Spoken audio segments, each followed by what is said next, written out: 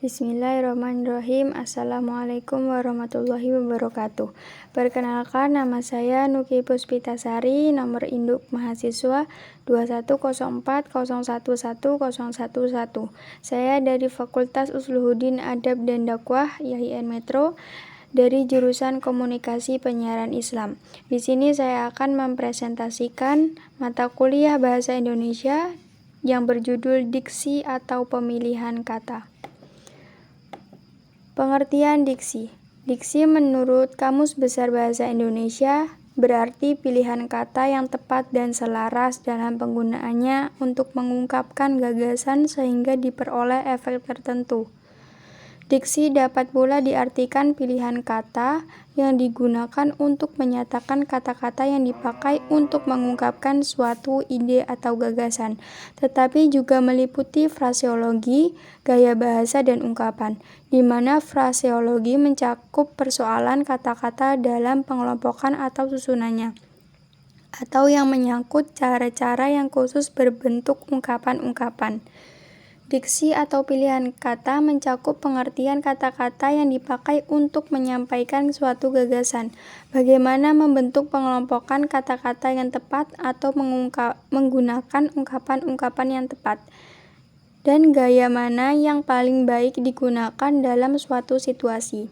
Pilihan kata yang tepat dan sesuai hanya dimungkinkan oleh penguasaan sejumlah besar kosakata atau perbendaharaan kata bahasa itu.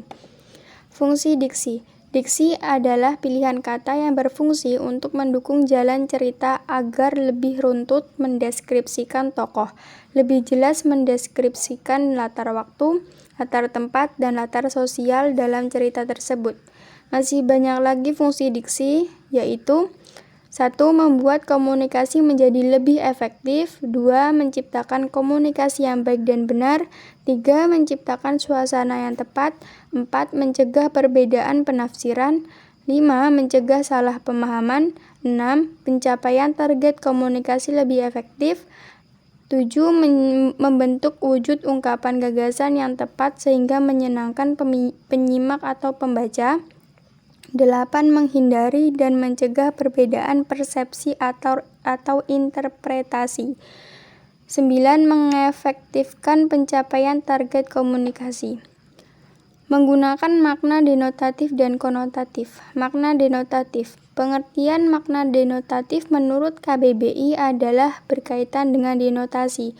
Denotasi adalah makna kata atau kelompok kata yang didasarkan atas penunjukan yang lugas pada sesuatu di luar bahasa atau yang didasarkan atas konvensi tertentu dan bersifat objektif.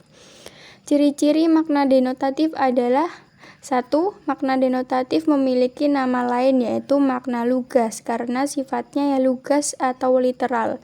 2. Makna denotatif biasanya merupakan hasil observasi dari panca indera yaitu penglihatan, penciuman, pendengaran, perasaan, atau pengalaman fisik lainnya. Contoh kalimat denotatif. 1. Jerapah memiliki leher yang panjang, lebih panjang dari leher hewan rata-rata. 2. Melihat pembantunya sedang mengepel lantai, ibu hamil itu mengangkat kakinya ke atas kursi. Makna konotatif. Pengertian makna konotatif adalah, menurut KBBI, konotatif adalah tentang kata mempunyai makna tautan atau mengandung konotasi, sementara konotasi adalah tautan pikiran yang menimbulkan nilai rasa pada seseorang ketika berhadapan dengan sebuah kata. Ciri-ciri makna konotatif adalah 1. Makna konotatif terjadi apabila kata itu mempunyai nilai rasa, baik positif maupun negatif. 2. Makna konotatif tersebut sebuah kata dapat berbeda dari satu kelompok masyarakat yang satu dengan kelompok masyarakat lain, sesuai dengan pandangan hidup dan norma yang ada pada masyarakat tersebut. 3. Makna konotasi juga dapat berubah dari waktu ke waktu. 3. Contoh kalimat konotatif. Contoh kalimat konotatif dengan makna konotatif. Banyak pahlawan yang telah gugur dalam medan perang. Gugur bermakna meninggal dunia. Karena besar kepala, Reno dijauhi teman-temannya. Besar kepala bermakna sombong. Menerapkan pilihan kata sesuai ragam bahasa dan karya ilmiah. Karya ilmiah adalah suatu karya yang memuat dan mengkaji suatu masalah tertentu dengan menggunakan kaidah-kaidah keilmuan, yaitu menggunakan metode ilmiah di dalam membahas permasalahan, menyajikan kajiannya dengan menggunakan bahasa baku dan tata tulis ilmiah. Prinsip-prinsip keilmuan yang meliputi bersifat objektif, logis, empiris, sistematik, lugas, jelas, dan konsisten. Jenis karya ilmiah diantaranya ialah makalah, artikel ilmiah, laporan akhir, dan laporan penelitian termasuk skripsi, tesis, dan disertasi. Bahasa tulis ragam ilmu. Pengetahuan memiliki ciri-ciri yaitu 1. Pilihan kata dan peristilahannya tepat. 2. Kalimatnya efektif dan penataannya dalam paragraf baik. 3. Penalaran dan sistematikanya bagus. 4. Pemaparan dan gaya bahasanya menarik. Pilihan kata dan istilah yang tepat. Terdapat beberapa hal yang perlu diperhatikan ketika menulis karya ilmiah, yaitu 1. Menggunakan kata-kata dan istilah yang baku dalam menulis karya ilmiah. Kata-kata yang dipakai adalah kata-kata yang baku, yaitu kata-kata yang sesuai dengan kaidah kebahasaan yang sudah ditetapkan. Kata yang baku dan mana kata yang tidak baku adalah menggunakan pedoman ejaan yang disempurnakan. 2. Penggunaan kata dan istilah yang tepat, cermat, dan hemat. Syarat lain dalam hal pemilihan kata yaitu kata yang dipilih adalah kata-kata yang mengandung prinsip kehematan. Jika ada ungkapan yang lebih pendek, maka tidak perlu menggunakan ungkapan yang panjang. Contoh, ada beberapa ungkapan yang dapat disampaikan dalam bentuk yang lebih padat dan berisi. Kata yang lazim adalah kata yang sudah dikenal oleh masyarakat luas. Adapun kata yang hemat adalah kata-kata yang tidak disertai penjelasan yang panjang karena mempunyai bentuk gabungan kata yang lebih hemat. Membenarkan diksi yang kurang tepat.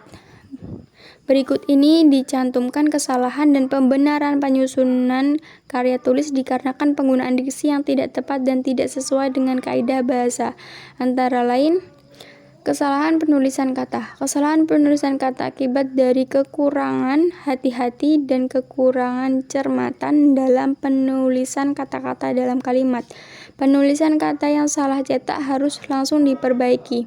Contoh, setiap individu akan memperoleh hasil yang lebih baik dan mengalami perubahan.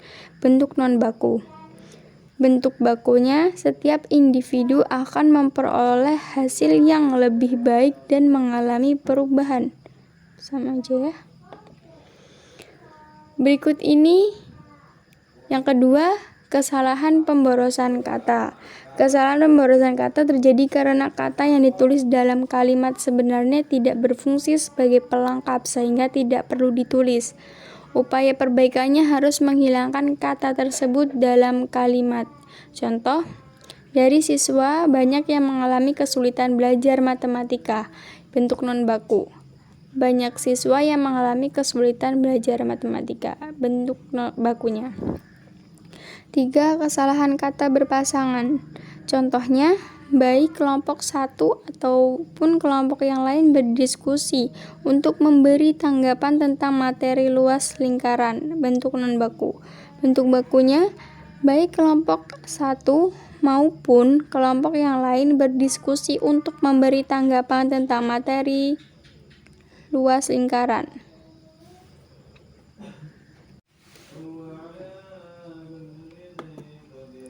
Menggunakan idiom dengan tepat. Idiom berasal dari bahasa Yunani idios yang berarti khas, mandiri, khusus atau pribadi. Menurut Keraf, yang disebut idiom adalah pola-pola struktural yang menyimpang dari kaidah-kaidah bahasa yang umum. Biasanya berbentuk frase, sedangkan artinya tidak dapat diterangkan secara logis atau secara gramatikal dengan bertumpu pada makna kata-kata yang membentuknya.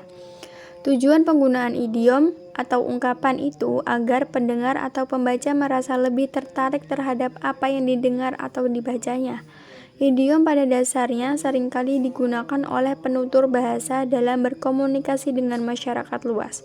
Penggunaan idiom ini sengaja dilakukan terutama untuk menyatakan sesuatu secara tidak langsung kepada lawan bicara.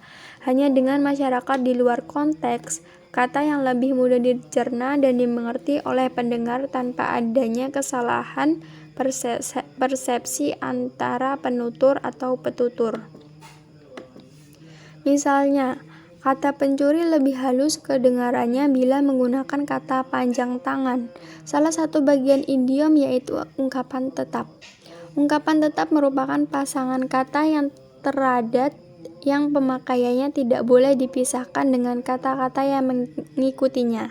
Seperti kata yang sesuai dengan, dalam penulisan kata ini seringkali didapati hanya menggunakan kata sesuai tanpa menggunakan kata dengan. Penulisannya agar makna yang ditimbulkannya betul-betul dimengerti oleh pembaca dan pendengar. Contoh idiom, naik daun, artinya karirnya sedang menanjak. 2. Kembang desa, artinya gadis tercantik. Tinggi hati, artinya sombong atau angkuh. 4. Angkat kaki, artinya pergi meninggalkan tempat. Dan kelima, akal bulus, yang artinya tipu muslihat yang licik. Sekian dari saya. Apabila ada kesalahan kata yang saya ucap atau kesalahan penulisan, saya mohon maaf. Kepada Allah saya mohon ampun. Saya akhiri, wabillahi taufik wal hidayah. Wassalamualaikum warahmatullahi wabarakatuh. Terima kasih.